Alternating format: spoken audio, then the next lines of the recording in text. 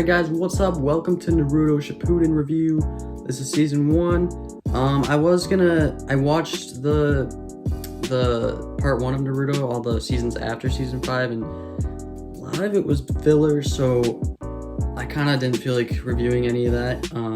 Would have gave it some pretty terrible scores, but basically Naruto just did like a bunch of missions, and that's basically it. He's off training with Jiraiya now. But yeah, Naruto Shippuden is a huge step up. Like, you can just tell that there's a bunch of story in this. There's a bunch that they're gonna uncover, a bunch being set up. Really engaging start. Just the opening sequence. I'm starting it up, and I was getting so hyped. I felt like I've been watching the show for years when it's only been a few months. And when they meet Sasuke at the beginning, and like he says something, I forgot what it was, but I was just so hyped. And then the opening credit song plays. Oh my gosh, I was just hyping out. The music, the soundtrack in Shippuden so far, it's beautiful. The opening songs are way more. They're better than the Naruto openings from part 1, but and they did a good job with, like, I think there was one where there's a violin. That's a really good song, especially for like sadder parts. I think they did really well with that. So Naruto returns after I think 2 years, and we get to see all of our characters change. Everybody's looking different. They're in different ranks now. Everybody's got their own thing. Now that Naruto's back, they want to see how much strength he has gained. It's kind of sad without Sasuke. I mean, they did the flashbacks, and that worked really well with the moment.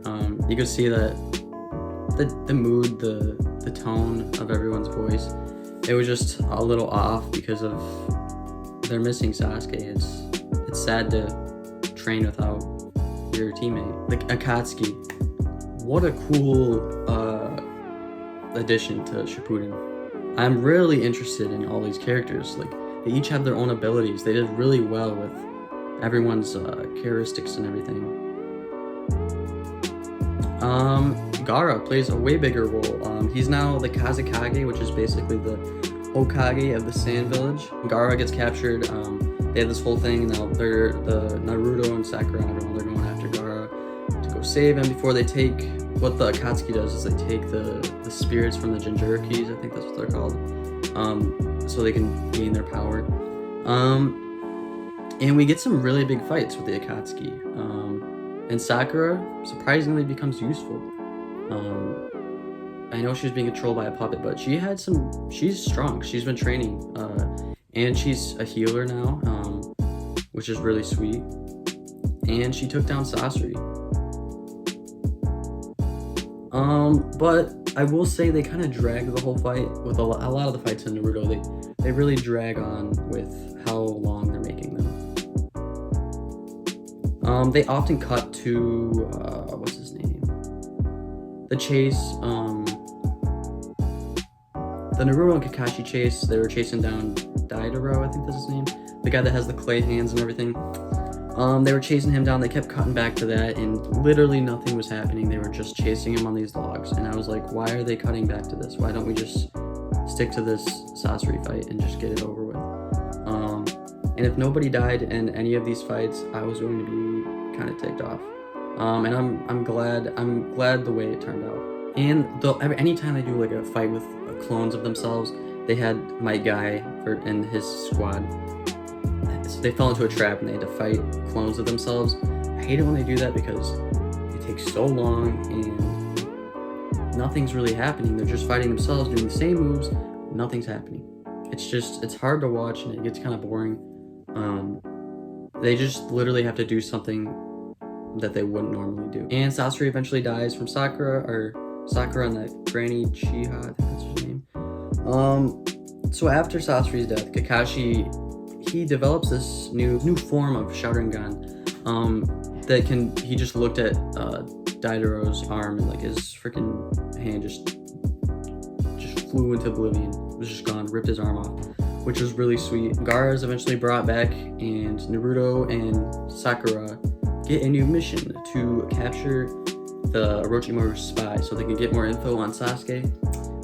And they get a new leader, Yamato, voiced by Troy Baker, really good voice actor. He's basically in everything. And we get a new character, Sai, who paints stuff, which is really interesting. I love art and everything, so that's a really cool power, really unique from everyone else. Really good character progression through the season with these new characters. They run into Orochimaru, and the spy turns out to be Kabuto. And another really exciting and explosive fight breaks out between Naruto and Orochimaru. They get a lot of cool combos. I will be honest, some of the animation was pretty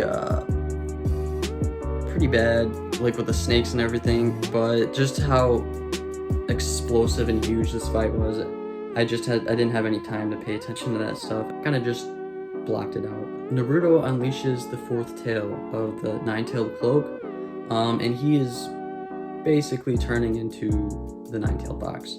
He's got like energy soaring through him. He doesn't even look like Naruto anymore.